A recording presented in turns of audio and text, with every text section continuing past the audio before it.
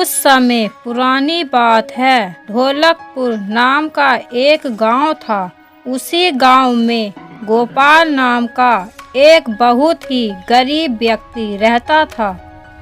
गोपाल अक्सर मजदूरी करके अपना गुजारा करता था। हे भगवान, आखिर मेरी ही किस्मत ऐसी क्यों बनाई है। आखिर वो दिन कब आएगा जब मैं भी भरपेट खाना खाया करूँगा। गोपाल को काम न मिलने के कारण कभी कभी भूखे पेट भी रहना पड़ता था। धीरे धीरे दिन बीतते गए और गोपाल की हालत पहले से ज़्यादा खराब होती गई। गोपाल दिन ब दिन बीमार होता गया और अब उसे कोई भी अपने यहाँ काम पर नहीं ले जाता था। एक दिन सेठ गोपाल के पास आता है।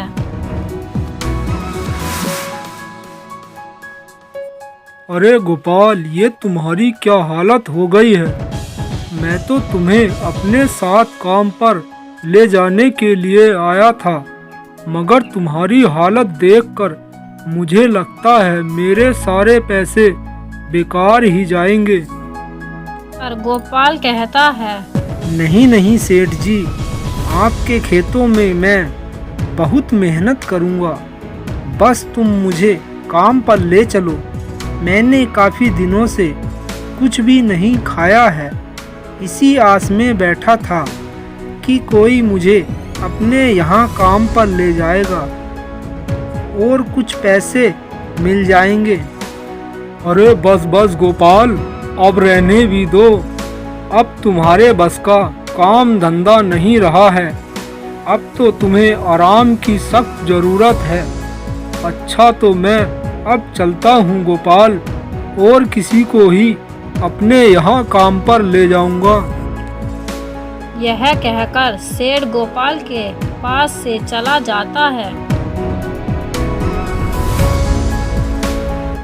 हाय मेरी किस्मत, अब क्या होगा।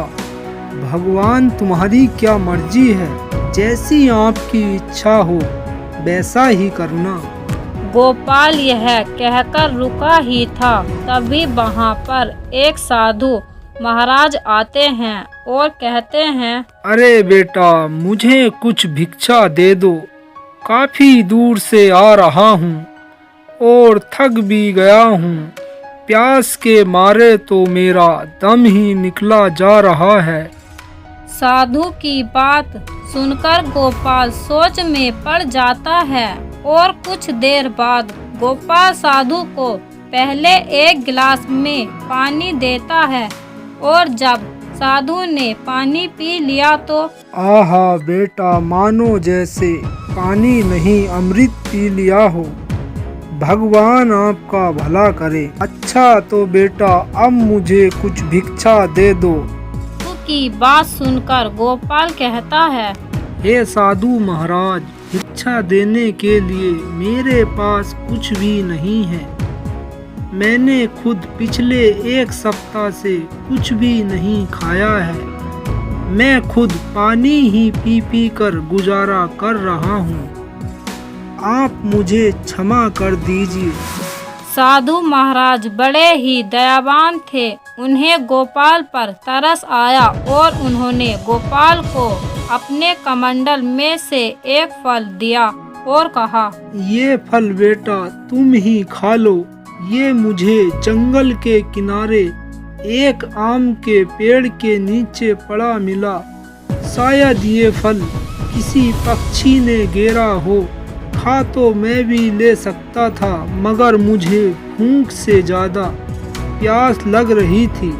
तुमने मेरी प्यास बुझाई है, इसीलिए बेटा तुम इस फल को खाकर अपनी भूख शांत कर सकते हो। अच्छा बेटा, तो अब मैं चलता हूँ।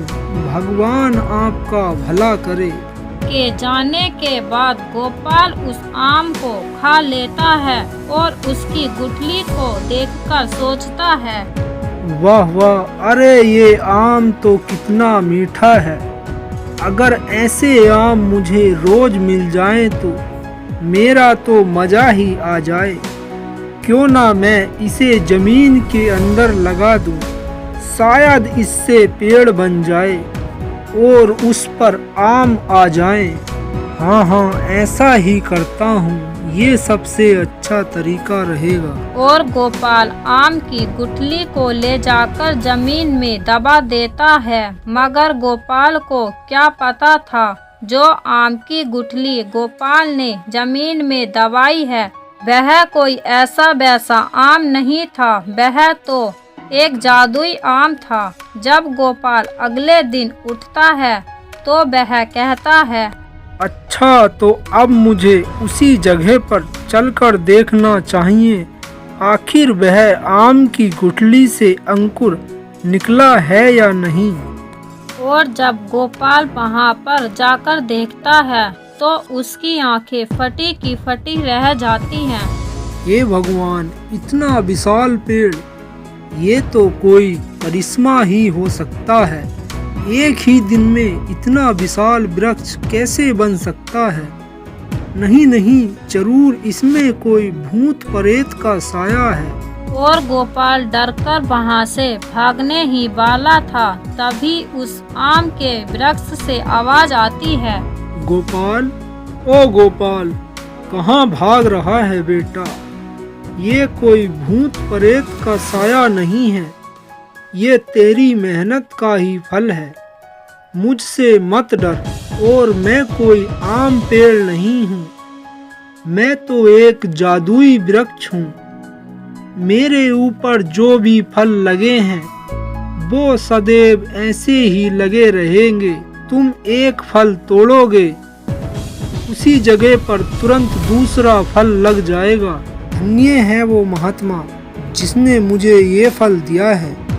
और किसी ने सही ही कहा है, ईश्वर के यहाँ पर देर है, अंधेर कभी नहीं है।